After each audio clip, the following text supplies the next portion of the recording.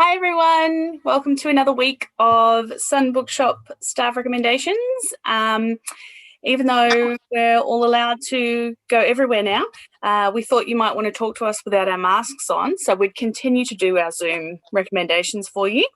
And this week I'm going to recommend a children's book, Counting Creatures by Julia Donaldson and illustrated by Sharon King-Chai. I brought this for my daughter earlier this week because I know how much she loved the previous collaboration these two did, which was Alphabet.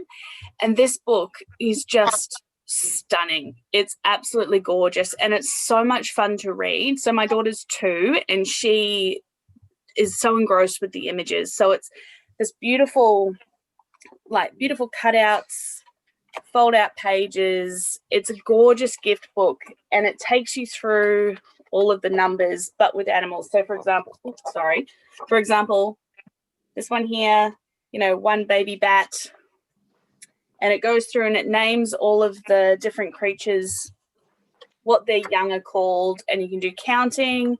There's different things to spot on all the pages. It's so gorgeous and it's such a beautiful series of images to share with a little person. So I highly recommend this for anyone who has a little toddler or younger children who are really getting into counting. And as I said, Alphabet is fantastic as well for the alphabet.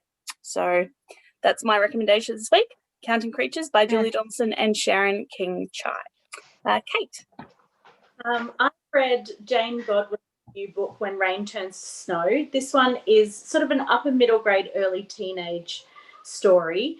We know and love Jane Godwin. She writes across from picture books all the way up through YA, and I'm just so excited that she's writing more and more for this age group because she's got this beautiful heart and this beautiful approach. And this is a story of Lissa, whose family is complicated. She's not an unhappy person, but her family is complicated and her life is further complicated when a boy called Reed turns up midwinter in the backyard with a baby. And she decides to keep Reed a secret from her family. He believes he has a connection with her family somehow. There's a lot of mystery in this book, and I don't want to ruin it by telling you a lot of stuff about it. But the way Jane writes so lyrically, but really accessibly for this readership, just looks like it's heartbreaking and heartwarming at the same time. And so we learn about Lissa's life and about what's happened to Reed to make him be a teenager alone in the city. In the suburbs, and about how families can be complicated and how life throws lots of curveballs at you.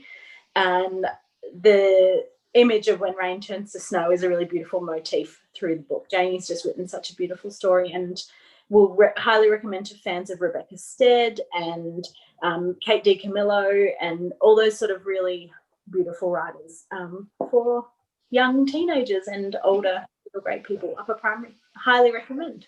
And Deb, what are you reading? Well, I just read Alan Carter's book, Doom Creek. Alan Carter is English and he's lived in Australia, wrote a few crime novels in Australia. Now he's in New Zealand and he's writing crime novels set in New Zealand. The last one in this series was called Marlborough Man. That was the first one.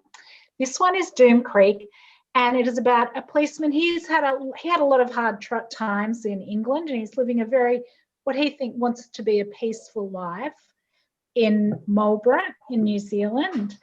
But of course, it never turns out like that. And in Doom Creek, a group of fundamental, extreme American trigger-happy survivalists come to build a compound where they can all come and live at the end of the world, doomsday cult.